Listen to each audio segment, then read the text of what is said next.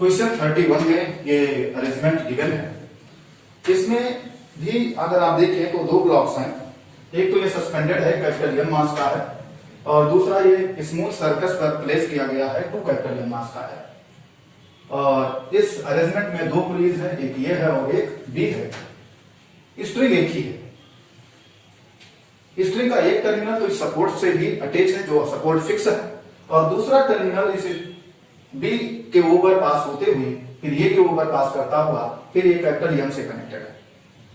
अब इसमें फाइंड ये करना है कि ब्लॉक जो कैपिटल एम है उसका एक्सीलरेशन क्या होगा, ब्लॉक एम का एक्सीलरेशन क्या होगा, ये फाइंड करना है। तो यहां पर स्टूडेंट्स आपको ध्यान देना ये होगा, डिस्प्लेसमेंट ऑफ पी जो है वो एक्स है, तो डेफिनेटली ये पुली भी एक्स, जो पुली बी है वो भी एक्स जाएगी। तो इधर जरा देखें, अगर ये यहाँ पहुंच गई, सपोज कर लीजिए पुली यहाँ आ गई, तो एक्स लेंथ इधर भी और इधर भी, और वो पास होकर कहाँ आएगा, नीचे ही तो आएगा, क्योंकि ये टर्मिनल तो फिक्स है। तो जब एक टर्मिनल जो यहाँ रिजिड सपोर्ट से अटैच है वो तो फिक्स है, वो तो कहीं नहीं जाएगा। तो जो भी लेंथ इधर ये ब्लॉक इधर आएगा, तो जो भी लेंथ इधर एक्स्ट्रा होगा वो कहाँ जाएगा, नीचे ही आएगा। तो ऐसे में अगर हम पी ब्लॉक का डिस्प्लेसमेंट अगर एक्स कह दें तो ये तो हॉरिजॉन्टल में होगा, लेकिन क्यू का जो डिस्प्लेसमेंट होगा वो यस क्यू जो होगा that will be equal to small X. अगर ऐसा हुआ तो हम इससे ये भी कंक्लूड कर सकते हैं कि एक्सीलरेशन जो पी का होगा उसका जस्ट डबल होगा क्यू का।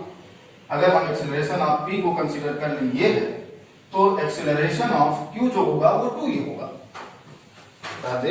एक्सीलरेशन अगर हम पी का कंसीडर करते हैं ये है, तो एक्सीलरेशन क्यू का जो होगा वो 2 ये होगा।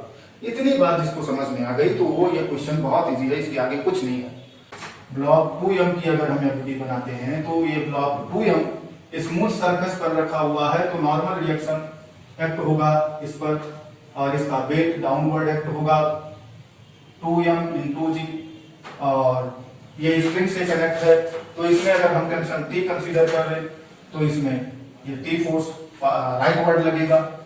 अब जैसा कि ये स्मूथ सरफेस पर रखा हुआ है तो डेफिनेटली इसका जो मोशन होगा वो राइट में ही होगा, तो जो भी एक्सीलरेशन इसमें आएगा वो राइट में ही आएगा।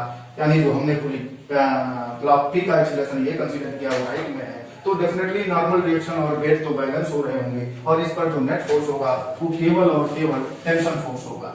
तो इस पर नेट फोर्स जो है that will be equal to tension force, और net force mass into acceleration होता है, तो 2 capital M × A equal to capital T। ये इक्वेशन तो यहां से मिल गया। अब हम इस पुली B का एफडी बना लेते हैं, पुली B को। तो पुली B इधर जो लेफ्ट में स्ट्रिंग है उसमें तो टेंशन T है, तो ये T फोर्स लेफ्टवर्ड एक्ट करेगा। राइट में जो स्ट्रिंग्स हैं अगर उसमें हम टेंशन जो है T डैश कंसीडर कर लें, तो इन दोनों टर्मिनल्स पर T डैश फोर्स राइटवर्ड ले करेगा T डैश, और इधर भी T dash.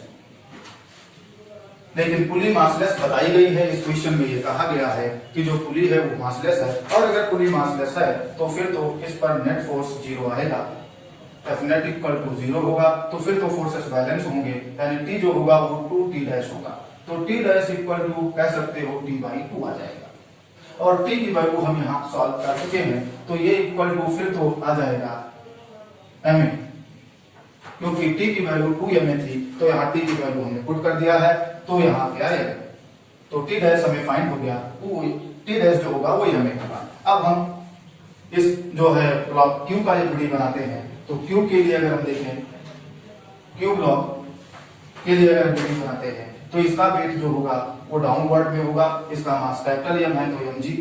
Tension force upward में होगा, इस स्ट्रिंग में टेंशन T डैश मैंने कंसीडर किया था, तो ये T डैश अपवर्ड में एक्ट करेगा।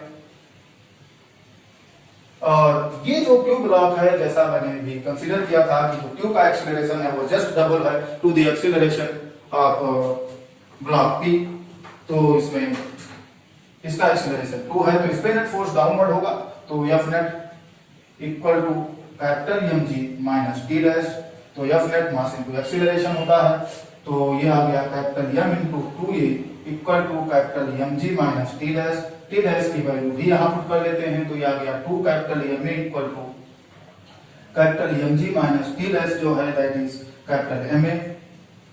तो यहाँ से आप देखें तो ये आ रहा है 3 capital ma equal to mg, तो यहाँ से ये इक्वल टू आ रहा है G/3। तो जो एक्सीलरेशन होगा कैपिटल P ब्लॉक का वो G/3 होगा। एक्सीलरेशन था वो ब्लॉक P का था। यहाँ से हमें क्लियर पता लग गया कि एक्सीलरेशन ऑफ ब्लॉक P जो होगा वो स्मॉल ये है और ये इक्वल टू आ गया है G/3। लेकिन अगर हमें acceleration of block Q find करना है तो एक्सीलरेशन ऑफ Q जो था वो that will be equal to 2 small ये, तो यहाँ 2 ये होगा और अब ये 2 ये करेंगे तो ये आएगा 2G/3। तो एक्सीलरेशन जो Q ब्लॉक का होगा वो 2G/3 और जो P ब्लॉक का होगा वो G/3। इसी प्रॉब्लम में इस टेंशन क्या होगा इस स्ट्रिंग में ये भी फाइंड करना है। तो जैसा कि आप देख रहे हो कि T डैश हमने टेंशन कंसीडर किया था इस स्ट्रिंग में। यहाँ हमारा दो स्ट्रिंग्स हैं, जो एक P से कनेक्ट है, P और पुली B के बिटवीन है, वो तो कैपिटल T मैंने लिखा है, लेकिन जो ब्लॉक कैपिटल M से कनेक्टेड है उसमें T डैश लिखा है। तो अगर हम सपोज कर ले रहे हैं पहले T डैश फाइंड करना है हमें, तो T डैश इक्वल टू तो हम सॉल्व कर चुके हैं कि कैपिटल MA है। Since T dash equal to capital MA, यहाँ देखिए आप इसको जो है T dash equal to capital MA यहाँ सॉल्व कर चुके हैं। तो इसमें वैल्यूज पुट कर देते हैं, तो T dash equal to MA, ये की वैल्यू G/3 आ गई है, तो ये आ गया mg/3।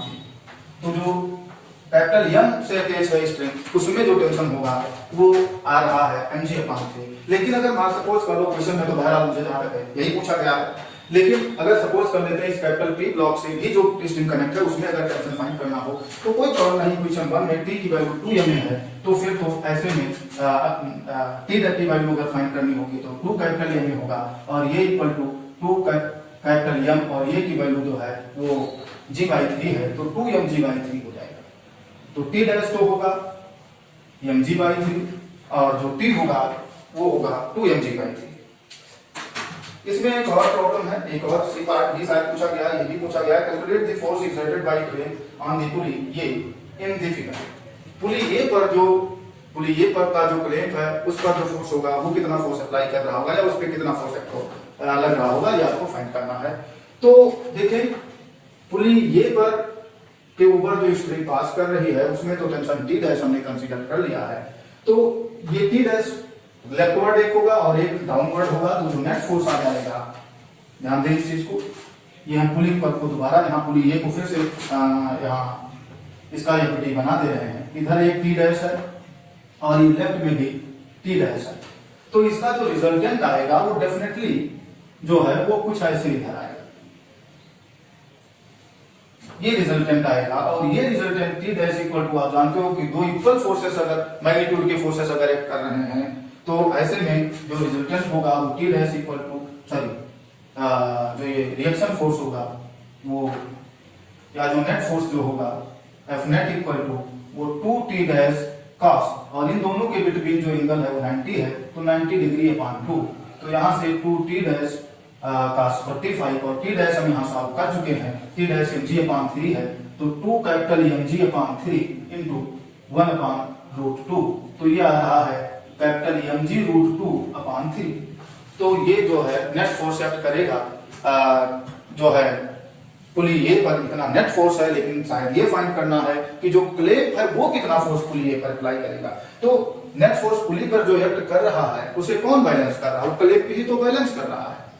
अगर क्लैंप ही बैलेंस कर रहा है तो डेफिनेटली क्लैंप जो होगा वो भी उतने फोर्स अप्लाई कर रहा होगा जितना जो है इस पुली पर एक्ट किया होगा। यानी क्लैंप का जो फोर्स, बस फर्क ये होगा कि हमने जो ये डायग्राम में फिगर नेट फोर्स की डायरेक्शन यहाँ ड्रा किया है इसके बिल्कुल अपोजिट डायरेक्शन में वो एक्ट कर रहा होगा, तो ये थोड़ा सा ध्यान दें। यानी जो क्लैंप फोर्स लगा रहा होगा वो इस डायरेक्शन में होगा और होगा यही जो हमने यहाँ